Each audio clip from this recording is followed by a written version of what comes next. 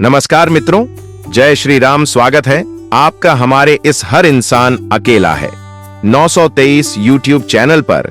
सिर्फ एक वजह से रामायण में सीता जी को देनी पड़ी थी अग्नि परीक्षा। जाने क्या है। रामायण की कथा आप सभी ने सुनी या देखी होगी, और ये रामायण प्रभु श्री राम और माता सीता के अटूट प्रेम और विश्वास की कहानी बयां करती है। रामायण की कथा के अनुसार भगवान श्री राम को 14 साल का वनवास मिला था, और इस वनवास के दौरान माता सीता और लक्ष्मण भी उनके साथ थे।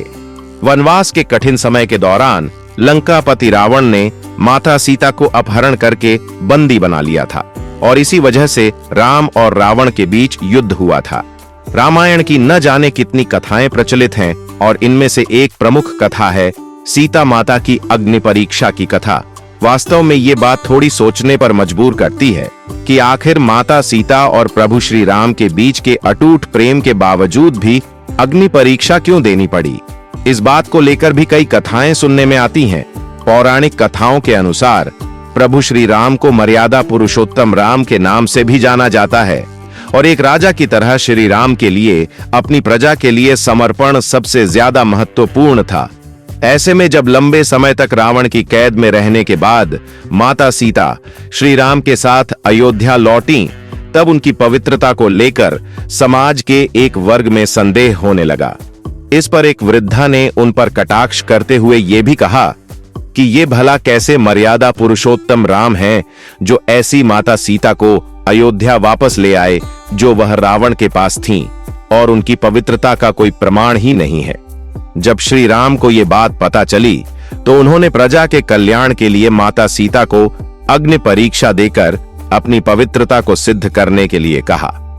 प्रभु श्री राम की बात सुनकर माता सीता अग्नि में समा गईं। पद्म पुराण के अनुसार रामायण में एक नहीं बल्कि 2 सीता थी, पहली असली और दूसरी माया की सीता।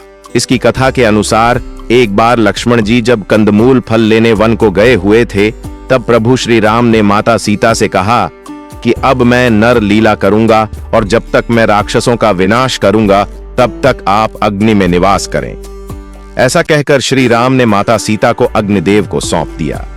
इसके बाद असली सीता जी की जगह माया की सीता प्रकट हुई। इस तरह जब सीता जी का अपहरण हुआ तब वो माया की ही सीता थी।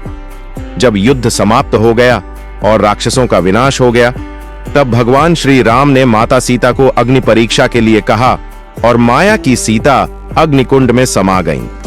माया की सीता के अग्नि में समाते ही असली माता सीता अग्नि से बाहर आ गईं, और इस पूरी अग्नि परीक्षा का सिर्फ एक यही कारण था। पद्म पुराण की कथाओं के अनुसार असली माता सीता को कोई अग्नि परीक्षा नहीं देनी पड़ी थी, और न ही उन्हें वनवास जाना पड़ा था। भगवान राम भी माता सीता के इन दोनों रूपों के बारे में जानते थे, क्योंकि ये उन्हीं के द्वारा रचित थे। माता सीता अग्निदेव की पूजा करती थीं, और त्रेता युग में ये धारणा थी कि अगर कोई व्यक्ति सच्चा है तो उसे अग्नि कोई नुकसान नहीं पहुंचा सकती है। इसी वजह से असली माता सीता अग्निदेव की शरण में सुरक्षित हो गई थीं, और माता सीता अपहरण से लेकर अग्नि परीक्षा तक के समय में माया की सीता ही थीं।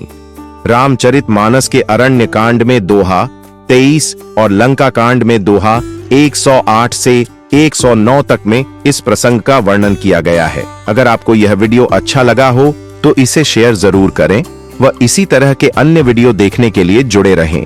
आपकी अपनी वेबसाइट हर इंसान अकेला है 923 यूट्यूब चैनल के साथ। और मित्रों, कमेंट बॉक्स में सच्ची श्रद्धा से जरूर लिखें जय श्री राम, जय हनुमान। वीडियो को अंत तक देखने के लिए धन्यवाद।